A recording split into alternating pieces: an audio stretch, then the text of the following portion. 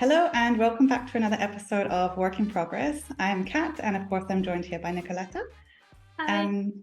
So if you've ever thought to yourself that asking for help was a sign of weakness, or you've caught yourself saying, I'd just rather do it myself, then today's episode is going to be very interesting for you. We are talking about hyper-independence and how it affects our lives and businesses. So we're going to first discuss what actually hyper-independence is and what are some common traits of hyper-independent people.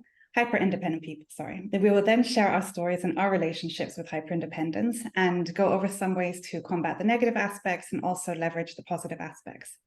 So as you can see, today we have a very special guest joining us. He's extra special because it's the first guest on the podcast.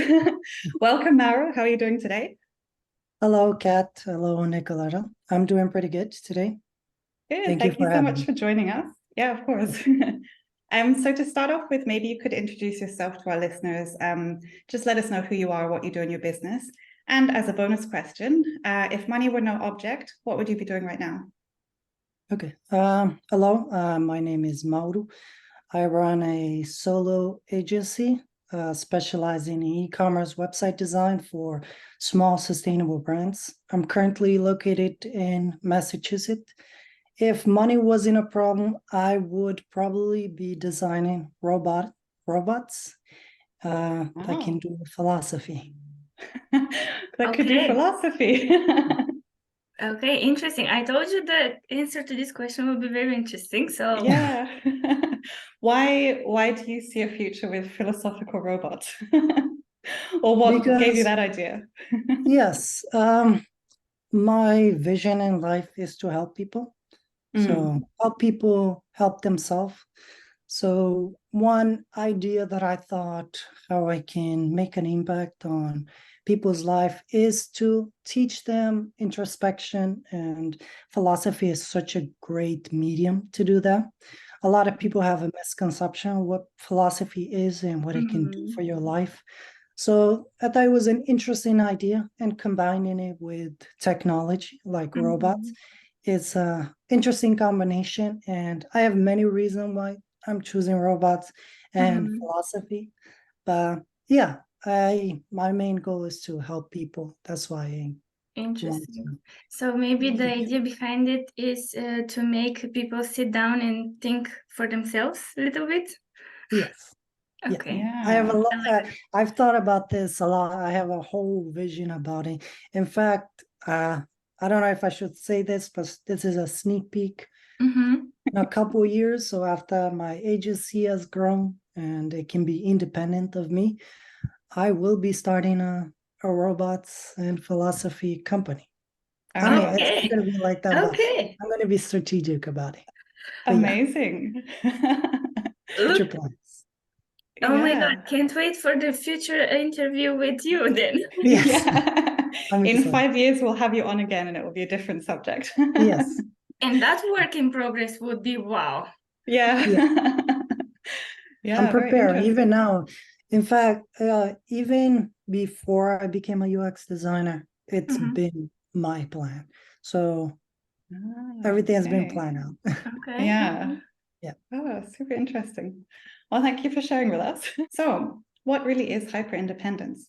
Yeah, I can maybe take on here, because I was like, my first thought when I saw the topic, I was like, but what is hyper independence, right? I know I'm independent, but am I hyper independent? Where does it stem from? Is it psychological? Is it a trauma response? Is it something good? Is it something bad? Is it negative? Is it positive? What is it? So on a first glance, anything that is on a scale from on the balance scale, on one side or the other, obviously is not a good thing. So if you're independent, that can be like viewed as a positive trait. But hyper independence, I think, of what I understood through the research, is not as good. So in general, it is like a trauma response. Correct me if I'm wrong, Mauro, you're a specialist in this topic. But it's like a trauma response, maybe caused by abuse, neglect, maybe some loss or fear. But I think deep down that hyper-independence comes from lack of trust. and losing the trust in people and relying on other people. But if you want, you can give us another explanation or maybe a different point of view on that topic. Yes, I can share my experience of what I think hyper-independence is and where it comes from.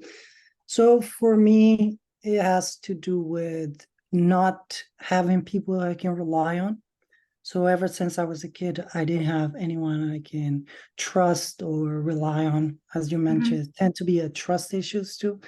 But it's been, yeah, it's a trust issues, and I didn't have anyone to rely on ever since I was a kid. And I would say that's where it generally comes from. I didn't grow up with my father or mother, so I didn't have any solid parental figure or someone that I can look up to or rely on. I would say that's where it generally comes from. And it makes you adapt to your environment by yourself and only rely on yourself, because you're the only constant thing, and everything else feels out of control and unreliable from your perspective. So I would say, from my experience, that's where my hyper independence comes from. Yeah. So No, if you definitely. have to choose of those things, you would say neglect, maybe? I wouldn't say necessary neglect, more like, for example, I'm a very people person. I observe people a lot. And if people aren't stable or constant, so you can rely on them, you can trust them, you can approach them, I wouldn't do it. So if someone isn't reliable, trustworthy, I wouldn't trust them, even if they don't Inconsistent. neglect me or anything like that. But they're not Yeah. reliable. So I would Yeah. say it's not having someone, or like someone you can depend on, you can go to soothe you, to take care of you, to say it's okay, or anything like that. I would say it's that lack of stable parental figure. Yeah, definitely. When I was researching it, one thing that stood out to me was that, yeah, it's a stress or trauma response, but that trauma doesn't necessarily have to be so extreme. Like, it doesn't have to be abuse or really horrible neglect, but it can also be just sort of day-to-day things that, yeah, if your parents weren't fulfilling your emotional needs with them, then you would start to feel this sense of neglect, or because I guess we feel things differently as children. I think one example I read was, even if you go to your parents and ask them to help you, like, open, let's say, a bag of candy or something, and they say, like, no, not right now, I'm too busy. Obviously, this is not a big deal. But as a child, you might see that as, if that happens multiple times, you might see that as like people not wanting to help you. And that's where the hyper independence would come from, that you feel like you have to do everything all the time yourself. I just wanted to say, yeah, it becomes kind of like a habit pattern. We start learning what the response we get from the questions we ask and the needs we search to be fulfilled from external figure, that being parent or a peer or a friend, Yeah. or colleague or anybody. And you just like, okay, you are not like keeping with the consistency. You're not giving me trust. You're not giving me what I need. And then I will do it myself. I will figure it out. And then you kind of closed in and like start problem solving and saying to yourself, okay, how can I do it? Yeah, definitely. Yeah. So Mauro, when we initially talked about hyper independence, it was on one of our Instagram posts, and you mentioned that although this personality trait is a strength, it can also be a weakness that can hold you back from pursuing something 100%. Could you take us back to when you first started noticing that this was a trait in your life and it was having a negative impact? Do you remember a time when you were like, oh, I need to change, or like, this is not working? Yes, I'll share a story of when the hyper independence first showed up, or when I realized it was a problem and what effect it had on me personally. So my freshman year in college, my first semester, I was living on campus, and one of the issues that came up was finance. And I was looking at my finance, and I noticed that I had enough to cover for I thought it was enough to cover for my semester, but it was just half of what I saw that would cover my semester. And when time was coming to pick classes, I realized my account was on hold and I couldn't pick class, and I owed college about $5,000. And it was in that moment that I felt a lot of stress. And because in that moment, I realized that I had to go home, and I wasn't prepared for that. I wasn't prepared. I didn't have a future plan. Usually I prepare way in advance and try to have a plan in mind. But in that moment, I didn't have a plan because I didn't know what's gonna happen. And I didn't tell anyone. I didn't tell anyone that I had to leave campus and go home, and my college life was over. And I was feeling a lot of stress. And it was in that moment that I started to try to problem solve it. And I was looking for a solution to how I can deal with this. First, I was thinking military. I can go into military and they can pay it. But there was a lot of issues with that, and it was like a no for me. And then I started, because I was feeling so much stress, I started looking for a solution to help me with all this stress. And it was that time that I first started meditating. And coincidentally, it was that around the same time that a friend asked me to go to the gym with him. And I went to the gym with him, and I was meditating, going to the gym. But not once did I ask anyone for help. The thing is, it's not that I thought about it and didn't ask. It didn't even cross my mind to ask for help. For example, that friend was in the military, and and they paid for his collar, for his financial aid. And he invited me to the gym. We were going to the gym. I was talking to him, but it never crossed my mind to ask him for help. I was feeling so much stress, and I was looking for a solution here and there, but it never crossed my mind. I didn't even tell my family to. And at the end of the semester, I told my mother, at the last day that I no longer have school and I have to go home. And she asked me how much I owe. I said 5,000, and I went home. And after that, my immediate thought was to move out. So I was 18, no more school. I was moving out. I immediately got a job at a factory. I was working. And as I was working, I was thinking about how to make more money in my future. It was the around same time I was thinking about my future too. I never done this before, no gym, no meditation, no future thinking. It was happening just around those couple of months. And it was that time that I started reading too. I bought my first book, which is Think and Grow Rich. And my second book was How to Make Friends and Influence People. And as I was working, I was thinking of, since I was good at cooking, I can open a restaurant. And I was thinking of opening a chocolate cafe. And even before I was a designer, I was thinking about the customer experience, the environment, what it would look like. I even started sketching out some logo for my cafe and everything like that. And one day, throughout those months, the school called me. They asked me why I haven't picked class. They noticed I haven't dropped out, but I haven't picked class. I told them that I owe money and I can't pick class. And they told me my school has a financial aid where they can help me with some finance. If I can pay them $1,000 right away, they can unlock my account and I can pay class for next semester. And I immediately took their offer and immediately paid that $1,000. And I also immediately bought a new phone for $1,000. Before then, I was saving every penny for this restaurant, chocolate cafe that I was going to open up, and only spend money on my books. Even though I had games, PlayStation, I didn't even bought games because I was saving out to move out and open my restaurant. But when the school called me, I immediately took the offer. I'll tell you guys why I took it in a little bit. And yeah, the phone that I bought for $1,000, still have it. iPhone. Oh, wow. Nice. Just black, so nice. But yeah, I immediately took out. And the thing is here, even though hyper independence made me do all these things, it stressed me out. It made me think about the future, made me do things to balance my emotion since I was higher, and it made me not ask. And because it didn't cross my mind to ask help. I was solving my own problem, was doing all this. But at the same time, it puts a lot of pressure on the person. It was putting a lot of pressure on me. That's why the moment the school called me, I took their offer, because it was kind of a immediately stress relief.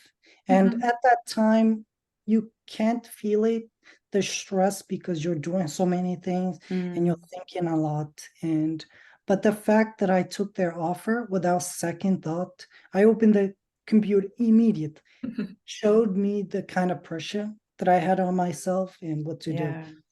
And then I went to school, and that's Oh, how interesting. that was the Very- first time hyper independence showed itself in the most intense way in my life, I would I say. have a question. Yes. Did anybody in your surroundings understood what you're going through? Did anybody notice or ask you, Mauro, what's going on? Or what's Yeah. happening with you? Yes. That's the thing about hyper independence. I do want to talk about that part even more, because people don't notice the hyper independence issue because it doesn't show up outside. It showed up in results. I was reading, meditating, exercise. I was walking to Planet Fitness half an hour, and I would come back. From an outside perspective, I was doing pretty good. Mhm. So Yeah. it wouldn't be something that people notice Mhm. unless they actually talk to you and you tell them. Mhm. And as Yeah. a hyper independence person, I wouldn't tell anyone. So it's not something people around me notice, not even once. It wasn't even a Yeah. glimpse there.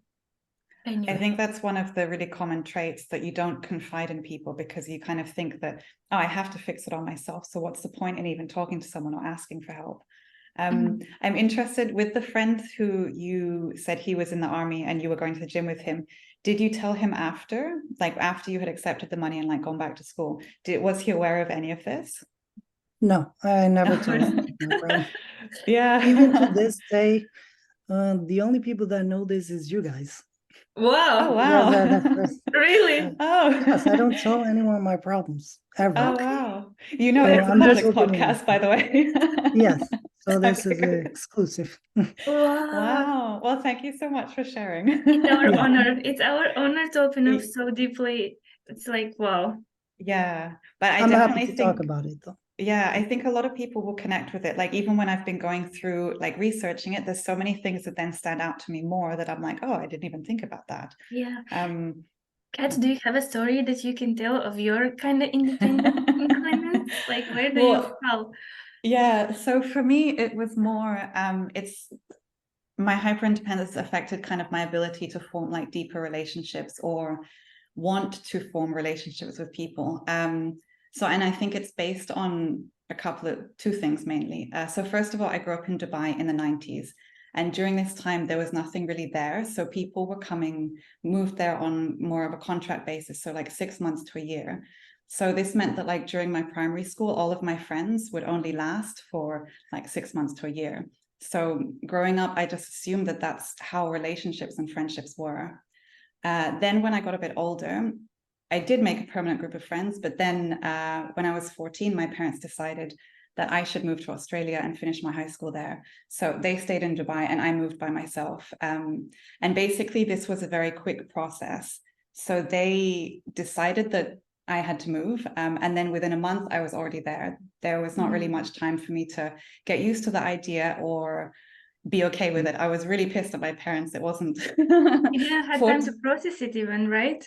exactly. And 14-year-old me was not happy. Like I think for me, this felt like a betrayal. So because I had no say in the decision at all, and it was such a quick thing that I was just like, oh my God. So I see now that it was a really good decision, but because moving to new country alone, like when you're younger, of course, it gives you that confidence later.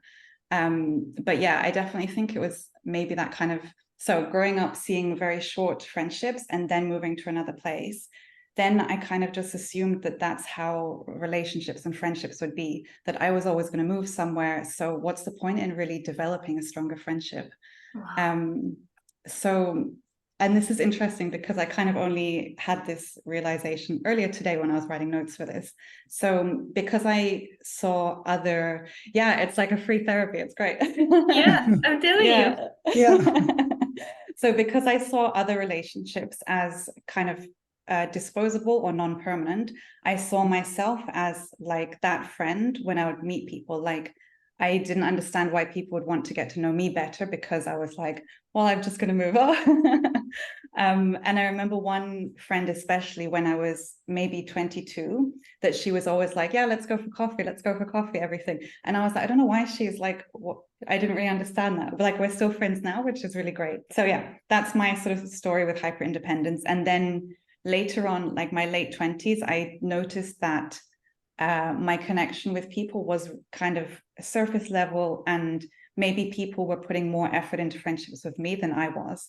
So then I had a change and I was like, okay, I need to also be a good friend to other people. So, you know, expecting them to be in my life for a longer time or just putting a bit more effort. So, yeah. And how about you, Nikoleta? Oh my God, I'm still thinking about your story. Oh. And it's like, Yeah. I was like, Absolutely. sorry, Mauro, I was having flashbacks when you told your story. I have flashbacks when Kat started her story. I'm like, wow, where should we start? Oh. But That's something that I can relate to, Kat. Mm. I know what you're talking about. The relationship feels like a string instead of a rope. So it's very tiny, and Mm. it's so easily to break the bond between you and other people. And you often don't see the problem in it. And you Yeah. often also ask yourself, why do people put effort into, Yeah. inviting us? And we don't think of that as a normal way human beings are supposed to bond and talk to other human beings. It's something that I Yeah. can relate to and notice a lot in my In life too, yourself. in Because how old relationship. were you when you moved to Boston? I Or when you came left to the home? US when I was just about 12. Oh, So wow. two, So, so I came to the US at 11, 2 days later, I was 12. So practically 12 years old. yeah, So very yeah, young though. 12 is, yes. yeah. By Yeah. then I was, all the traumas was already there. Yeah. Yeah. you don't even know when Yeah. they start. Yeah. I recently realized that I had fear trauma and remember that I had a stutter because my mom told me 2 years ago what experience I had as a 2-year-old baby. So you never know when the trauma starts. But Yeah. in terms of hyper independence and independence, when Mauro said moving in young age and not having someone to rely on and to look up to, yes, it's something similar. I'm the middle child, so I was taking care of my little brother. So I was the mother replacement in the house, and I was doing the cooking, the cleaning, the groceries, and the organizing of the whole household because I was the only one left at home. So that started way earlier than it's supposed to. And at 14, I left for it's not a student, but it's like a high school, maybe a dormitory, high school dorm. And there I first time experienced to have my own bed and kind of room, although I was sharing it with a few other girls. And then I started to develop like real women connections and friendships, and it was all good and everything was great, but I always felt like one part of me I will never like share fully and completely. And that part was feeling like I need help and someone can see that I'm struggling. Like you said, nobody would know until I tell them, and when I tell them, they were like, "What the fuck are you saying? Why didn't you say sooner?" or something like that. But Yeah. I wasn't on the hyper independence scale. I was like on an independent one, and I was like, let's see what happens. Let's see if I say something to someone, how they would react. And am I thinking straight, or this is not normal?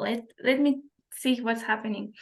And when I shared like money struggles and stuff like that, they always wanted to give me money, but also growing up, I didn't see any good examples in money and the whole relationship with money. So I whenever I took a loan from someone, my only stress and goal was to return the money as quickly as possible, so I don't have any burden on myself, and that feeling of, oh my God, someone is relying on me to give them back the money, and that kind of feeling like I owe them something. I don't know how to explain it. Is it debt? Yeah, the feeling of debt was like kind of suffocating me. That's why I was like always not like asking for help or saying out loud my problems and my struggles was like my last resort. So that's where the hyper independence comes. But little by little, I was like, okay, let's try and open up. Let's try and share my experience with other people and just talk about them. Even though I will not take their help, I just want to say it out loud and see what will happen. Maybe even just talking about it might help me. So that's how from hyper independence I started to lean to independence. But until this day, I have hard time asking my friends for favors. For example, to sign a paper for me, or I don't know, lend me something for 2 hours. I'm like, no, I'll figure it out. I will get something else instead of asking for help from someone so close to me. So yeah. Yeah, no, definitely. I mean, I feel like such a burden whenever I even ask the smallest favor to people, or the thing of opening up and like asking for help on an emotional level. I still find it so hard. And I feel like I'm being so needy, even if I say like, oh, I'm having like a bad day or something. I'm like, oh my God, like stop, they don't need your problems. It's just so extreme and it's so bizarre. Yes. Yeah, open up to other people does feel very hard when you've been dependent on yourself for a long time. So it's a habit. Sometimes, for me personally, it doesn't even cross my mind to ask people for help. It's just like, I have a problem, I'm stressed, I got to figure this out on my own. Yeah. So there's that habit of never asking. So it's a practice. So practicing talking about it does help. Definitely. So of course, this kind of feeling of being too independent can affect our lives also in the entrepreneurship space, because it's really important to be networking and, connecting with other people and helping each other as well. Have both of you found that it's negative or positively affected you in business? Yeah, I can go first. Yes, you So can. yeah, it's both. For me, it's been both. It's been positive, and there's some side effects to it. Since I've started my entrepreneurship, it has appeared more often. So before my college story, I didn't feel it as much because there was balance there. And then there was that school with other things that I was doing kept me balanced. But since I started entrepreneurship, I have no more school and I'm working on my own business. It has shown up a lot. And when I started, it did make me rush and want result really quick. So it made me super impatient, which made me stressed throughout the process. And oftentimes when I get stressed, I tend to procrastinate a lot and not do work. There's project that I need to finish. There's people that I need to, business tasks that I need to do. And I just procrastinate on it. And it becomes a cycle of, hyper independence telling me, oh, you need this result right now. You need money for freedom, because money equals freedom. Yeah. You need it now, you need to do it now, find it. And I put a lot of pressure. I get stressed. And I get stressed and I get overwhelmed and I procrastinate, and then it goes down. I do it again. It becomes a cycle. As Mark Manson said, he has an interesting saying for this. It becomes a downward spiral to hell. Yeah. He has an interesting saying for it. So it's just a cycle that continues to continue. And and overall, that's how it kept me, it hold me back as an entrepreneur, because it would be a rush, it made me stress, it put a lot of pressure on me. But another positive aspect of it is, as an entrepreneurship is difficult, and you do need a lot of determination and You need to be able to be a problem solver. You need to be able to consistently improve as you are running a business, especially alone. So hyperindependence does keep you going. It makes you not quit, and you have a goal. It motivates you. And another thing about hyperindependence, it rewards you when you are independent, when you solve the problem by yourself. So there's that positive aspect of it where it keeps you going, it keeps you not quitting, it keeps you trying again and again. And as you go along and continue to work in your business, and I slowly started to adapt to my hyper independence. And I could say that I have overcome it. Yeah, we can talk about that next. Completely overcome it or partially? Work in progress. Yeah. It's still there. It's the hyper independence is still there. You know, I'm still hyper independent. I'm still independent and like to be independent, want freedom. But it's not something that's overwhelming me anymore. It's not putting that stress on me as an entrepreneur anymore. And I'm much more patient and calm. And yeah, I would say that's why I say I overcame it. But it's still there. Yeah, It's the no, balance. definitely. Yeah. Would you say that also it made you get that self-discipline that a soldier would? Yes, and it's hard to say about the discipline part, because I would say hyper independence pushes you, but it also leads to burnout and crashing. So even though you're doing this, that, and that, and from an outside perspective, it does seem good, but all that pressure just brings you all the way down and starts again. So it doesn't build discipline in a true sense, since you're, consistently, but then going down, it's like a cycle. Yeah. I think it's really interesting how you said that these traits are good for entrepreneurs, because when we start off, we're by ourselves, probably, doing something out of the box, like no one's really supporting us, and you have to have that perseverance to keep going. I never thought about it, to be honest, in the sense of like being stressed but I guess you're right, because you put all the stress on yourself and you don't open up to other people. One of the things you said with the reward, so you said as a hyper independent person, when you then achieve something, you get this reward. Because this sort of ladder, that we're always climbing, is something I struggle with a lot, that when I get to the top, I don't feel that reward because there's still more steps to keep going up. So for me, I'm trying to put more of the reward in like my life outside of business, like, business is good, but I need to focus on the relationship part, or like things outside of my life. What do you think? So that's my reward, instead of like more business. What do you think of that concept? Yeah, I would say for me, the reward part, it's more like the action instead of getting to the goal. So if I have a problem and I solve it all by myself without asking any person for help, the action itself feels rewarding, and it feels good to do it because you are relying on yourself. And as you achieve your goal, there's always an ultimate goal, and you always want to do more and more. So I would say in the reward part for hyper independence, it's more about the action of doing something by yourself instead of achieving that goal per se. The process. I think there can also be a bit of reward as well with kind of asking for help and receiving it from someone else.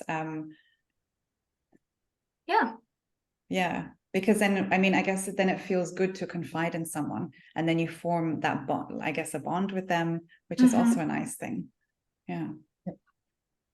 But I have a story about that one too. So my first time that I was social was back in that I was interacting with people and was, talking more with people, was when I did a mentorship program in college, my sophomore year. I also did in my junior year. And it was a mentorship where you mentor a group of college kids, mentor some teenagers that are at risk of not graduating from high school. So we get together. Two pair of college student mentors about 10 high school kids. And as I was doing a mentorship program in college, I noticed when I came back, when it was over, I was looking through the picture I was taking with the kids. I noticed that I had a genuine smile, and that genuinely surprised me, because until then, I can't remember the last time that I actually smiled or had a smile on my face. So when I looked at the picture, I was surprised that I actually smiled, and I was smiling that. And it made me realize that me interacting with people and having fun with people, kids are talking to you, they're depending on you, and you're doing things with them, and you're socializing, was very good for me. And it did make me open up a lot. And it noticed that it made me realize that, having that social bond with other people isn't a bad thing. And it was, I don't know what to say, but it meant a lot to me just from that smile. So yeah, I would say that's social aspect is still there. As a hyper independence, you might not think that interacting with people or having fun with people or depending on people can be rewarding or be any benefit to you. You tend to think of people as in terms of benefit and not benefits. And when I was doing that, even though I didn't realize as I was doing the mentorship, it was really good for me. And it was rewarding because I had a genuine smile on my face. Yeah. And that feeling that someone is looking up to you for answers. Yes. That you're being useful, helpful. Yeah. Oh my God, the best experience ever. Yes, it was very fun to do that mentorship program. In fact, I would continue to do it if I discovered my freshman year until my senior year. I would do it over and over again because it was so enjoyable. And it was good to have fun with these kids that were misunderstood, trouble kids, at risk. They really open up to you too, and they look up to you. They challenge you. You had fun. It's fun to hang out with teenagers, and I think you learn a lot. I think through teaching, we teach so much from them about ourselves and others in general. I think once I discovered that through teaching, I'm learning even more than when I'm learning on my own. I fell in love and signed up for so many other interactive meetings and places where to go and see and learn from other people and kids, of course. So I completely resonate with what you're saying, and that genuine smile and feeling like just blessed, Yes. Yeah, no, definitely. It kind of makes everything more meaningful, I guess. For me, when I first started with sort of like entrepreneurship or freelancing, I was so secluded, I guess. And like I kept to myself, like I didn't reach out to anyone on the internet. And like I was still enjoying it, but not as much. And now kind of in the past year or so that I've been reaching out to people, meeting people online, and it's just so much more meaningful. Like it's so much more fun as well. And as you say, I've learned so much just from talking to other people about myself and about work as well. Yeah, it's definitely better. Yes, sharing is caring, truly. Yeah. I agree. I also had like that period of time where I was like a passive entrepreneur, like only from the inside, taking all the information, not putting much out, not connecting much with people online, not trying to build a relationship, because all my childhood my mom was like, don't trust anybody, especially women, they always want to honestly, that was my how to say parenting advice. Don't trust anybody, everybody's trying to screw you over. And that created trust issues in me, and that stemmed, like my independence stems also from that. And I was like always thinking, why do I believe this when I haven't experienced anything bad yet? Like why would I trust someone from a past generation and their experience to be true for me and my experiences? Let me give this a go. Yeah, And definitely. I think the independence and the hyper independence really started to trigger my thinking when I was like, okay, why wouldn't I accept help from someone who is offering me a job?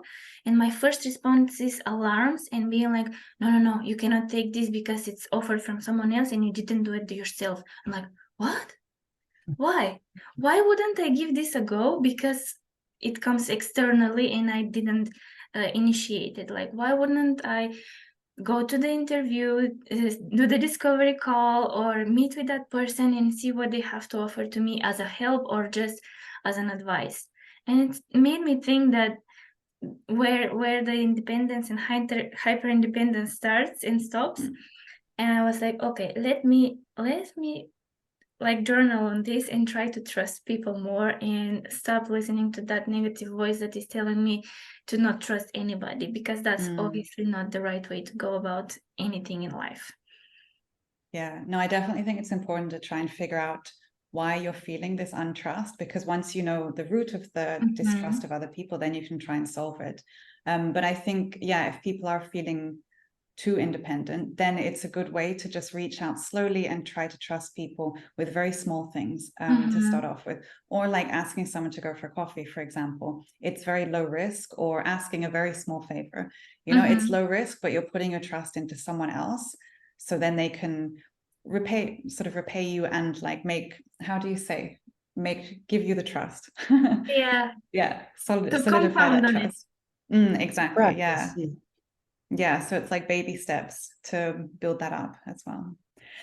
So in this past week, we asked our audience about their relationship with hyper-independence and the effects that it's had on their lives and how they've overcome it. And we had some really interesting responses. So the first one was from someone who has also moved around quite a lot, and they don't really have a home place. So they said they've struggled a bit with forming connections as they were growing up. But they said this is how they've overcome it. I've built a strong friend circle. So if I get a bit far out to sea, they call me back. I can easily get caught up with ideas and projects and end up working away for ages without taking time out to connect with my mates. So they're good at reeling me back into earth. So I really love that he obviously knows that he's too hyper independent, and he shared that with his friends, but then his friends are also understanding of that. So when he's getting too secluded, too by himself, they're like, hey, come out, meet us. Which I think is so important. I need everybody who is like into entrepreneurial circles or working on himself by himself needs an anchor outside of work that can pull him in and be like, hey, you didn't checked with me in a while, what's going on? Let's go out, let's see something together, let's do something.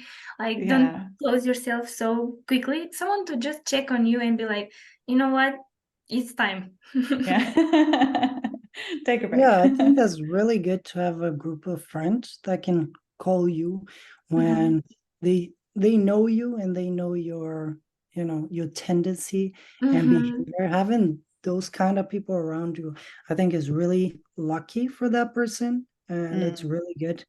And yeah, I think everyone should have a friend, even just one person that knows your habits. They know that, for example, you're stubborn and you like to do this. It's like, no, you gotta stop being stubborn, right? Having someone there to watch out for you is really good. And and you can do the same for them. It can be really good friendship. And I think that's overall in the concept of friendship, that's what friends should be like. Exactly. What they should do for each other.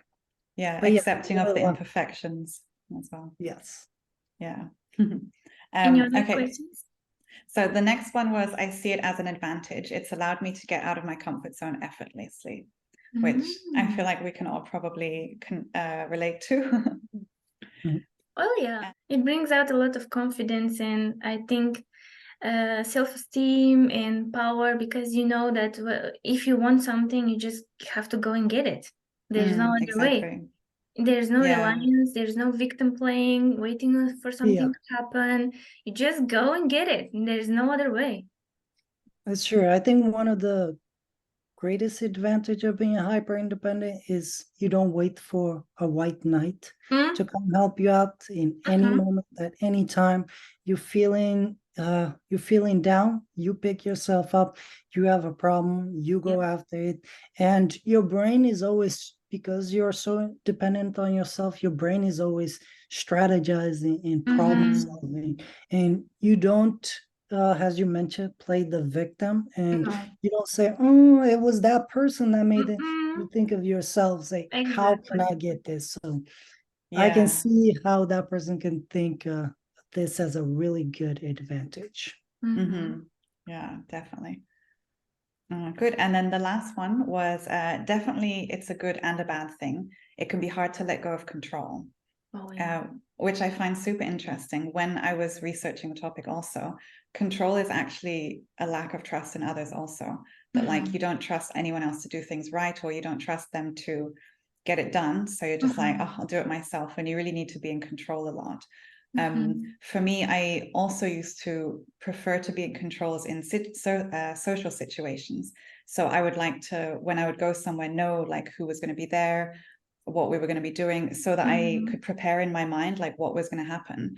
And then I only a few years ago noticed that that's actually like a huge insecurity for me, because I'm scared of like the unknown when it comes to social situations.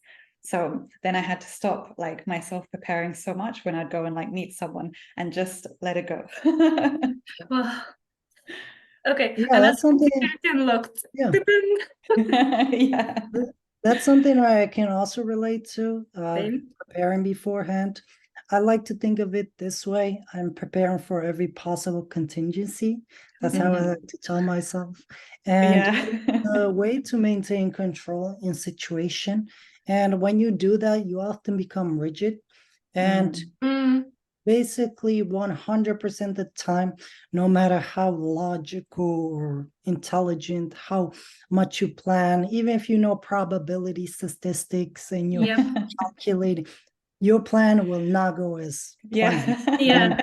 There's going to be areas where you didn't anticipate something, and it's going to throw you off, and you're going to feel awkward. You're going to feel out of place. You're going to feel out of control.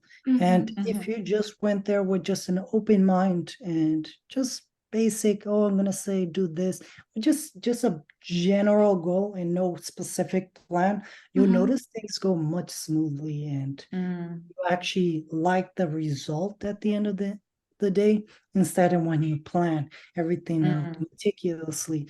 And at the end of the day, you're not going to like the result. Even if it went mostly according to your plan, it's not going to be a good day. Well, I like planning ahead as well. And I also agree with Kat that when I go somewhere, I have to have a backup plan. What if I don't like it there? What do I do next? So I always have a plan B, and I'm like, if that place is not for me, I will just do something else. And I already have it in my mind before I left the house. But I think you're right, Mauro. Should be days when you just be like, I'm going with the flow today. I don't want to think about what will happen and who I will meet and what I'm supposed to do, what I'm supposed to say.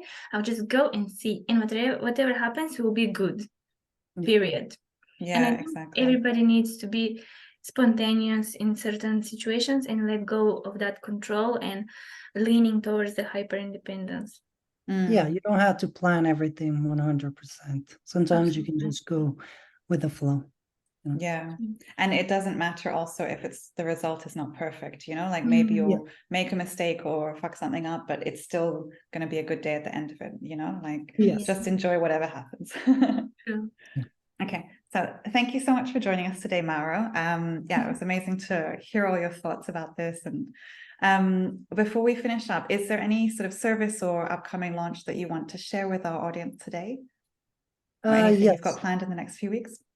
Yes, my website is coming up live again, and so I'm hoping to get it done by Monday. It's a lot of work, so another challenge for the weekend. Let's make it fun. Yeah, and you can find me at my name, so maurosmith.com, and you can find my website. And I offer website design, e-commerce website design, and UX audit. And if you need any of service like that, or someone who needs a service like that, just send them my way. and Yeah. they'll know what He to knows do. all about e-commerce, so contact us. Yes, this is your person, guys. This is your person. Yeah. Also, Cool. if you have to leave a question for someone, I mean advice, maybe not so much a question, but for someone who is struggling with this, what would be your advice? Like, where should they start? It goes back to practicing and introspection. Okay. Hyper-independence makes you, it's not always a problem, or you don't see it as a problem. But it's, if you can introspect on it and analyze what your behavior, you'll notice that you'll slowly start to balance yourself out, and it doesn't become such a problem. And you also start to notice that hyper independence is a problem, and you do need a balance, and there's a benefit of not being so hyper independent. One of those is being social with people. If you're too hyper independent, it's hard for you to socialize with people and have fun with people. You won't think much of people, and you'll be in your own corner. And there's so much people can accomplish, especially as an entrepreneur, when you socialize with people and talk to people. So I would say introspection and realizing that although hyper independence can be a huge asset to you, and it has been a huge asset, moving forward, and as you grow older, you'll realize it's not much of an asset. It's a strength that needs to be balanced. Yeah, definitely. Thank you so much. Yeah. That was an amazing answer. Okay. See you in the next episode, I guess. Yeah. Yes. I had fun. All right. I Thank you enjoyed so much. talking about this. Yeah, us too.